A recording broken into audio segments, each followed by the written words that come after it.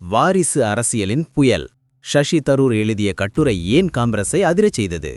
இந்திய அரசியலில் ஒரு சொல்லு போதும், வாரிசு அரசியல். அந்த சொல்லுக்குள்ளேதான் பல கட்சிகளின் வேரே மறைஞ்சிருக்கு. ஆனா அந்த வாரிசு அரசியலை நேரடியாக கேள்வி கேட்டது யாருன்னா, அதுவும் காங்கிரஸ் கட்சிக்குள்ளே இருந்த ஒருவர், சசி தரூர். ஒரு நாளிதழில் எழுதப்பட்ட அந்த கட்டுரை காங்கிரசின் உள்ளிருப்பு சிந்தனையை கிளறிவிட்டது. சசி தரூர் திருவனந்தபுரம் தொகுதியிலிருந்து தொடர்ந்து 4 முறை எம்பி, ஐஎன் அதிகாரி, எழுத்தாளர், வெளிநாட்டு விவகார நிபுணர், ஒரு கல்விமிக்க அரசியல்வாதி. ஆனா அவருக்கு காங்கிரஸ்குள்ள ஒரு பிரச்சனை. அவர் அறிவாளி என்றாலும் அடிமட்ட உறவு இல்லாதவர். அதுவே பிரச்சனையின் வேறு. 2019இல் காங்கிரஸ் தலைவர் தேர்தலில் அவர் மல்லிகார்ஜுன கார்கேக்கு எதிராக போட்டியிட்டார். அதிலிருந்து காங்கிரஸ் தலைமைக்கு அவர் ஒரு சந்தேகமான சின்னம். அந்த நாளிலிருந்து அவர் மீது ஒரு பாராட்டு சொன்னா கூட தப்பா சொல்றாரு என்ற மனநிலை கட்சிக்குள்ளே உருவானது. இப்போது சசி தரூர் எழுதிய கட்டுரை, அதுல சொல்லியிருப்பது ஒன்றே ஒரு வரி: வாரிசு அரசியல் இந்திய ஜனநாயகத்துக்கு மிகப்பெரிய அச்சுறுத்தல். அவர் சொல்றாரு, அரசியல் அதிகாரம் திறமை அல்லது அடிமட்ட இணைப்பால் வராமல் பரம்பரை வழியே வரும்போது ஜனநாயகத்தின் அடித்தளமே குலையும். திறமை இல்லாத குடும்ப வாரிசுகள் தலைவர்களாகும்போது அவர்கள் மக்களின் உண்மை பிரச்சனைகளிலிருந்து தனிமைப்படுகிறார்கள். அவர்களுக்கு தகுதி இல்லை என்றால் அவர்களை மக்கள் பொறுப்பாக்கும் அமைப்பு கூட இல்லை. அவர் இன்னும் ஒரு முக்கிய வரி சொல்றாரு: இந்திய அரசியல் ஒரு குடும்ப நிறுவனமாக இருக்கும் வரை ஜனநாயகத்தின் உண்மையான வாக்குறுதியை நாம் உணர முடியாது. இந்த ஒரு வரியே காங்கிரஸ்குள்ள வெடிகுண்டா மாறிச்சு. காங்கிரஸ் தலைவர்கள் உடனே பதிலடி கொடுத்தாங்க. பிரமோத் திவாரி சொல்றாரு, நேரு, இந்திரா, ராஜீவ் இவர்களின் வாழ்க்கையே தியாகம். இதை வாரிசு அரசியல் என்று சொல்வது அவமதிப்பு.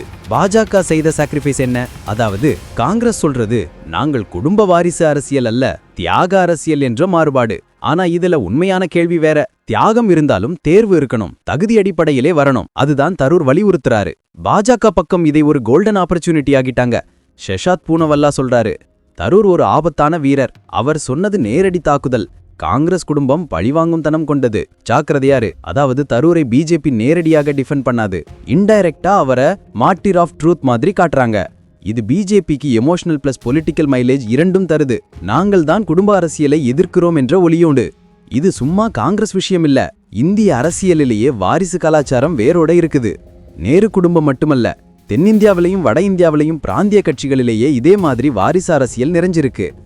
தந்தை, மகன், மருமகன், பேரன், இது எல்லாம் ஒரு பொலிட்டிக்கல் டிஎன்ஏ மாதிரி மாறிச்சு. அதனால்தான் சசி தரூர் எழுதிய கட்டுரை ஒரு கட்சியை குறிக்காமல் ஒரு முறைமை ஏதாக்குது. அதுதான் அதை அசிங்கம் என்று நினைக்க வச்சது சிலருக்கு. இது ஒரு அரசியல் கட்சி சண்டை இல்ல, இது அரசியல் திறமைக்கு எதிரா வாரிசு அரசியல் என்பதை தீர்மானிக்கும் தருணம்.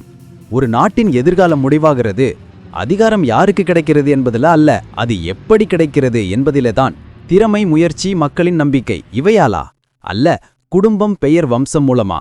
சசி தரூர் சொல்லியதை காங்கிரஸ் கட்சி கடுமையாக எதிர்த்தாலும் அவர் எழுப்பிய கேள்வி ஒரு தேசத்தோட சிந்தனைக்கே கேள்வி கேக்குது. அரசியலில் பெயராலா மேற வரணும், இல்ல திறமையாலா?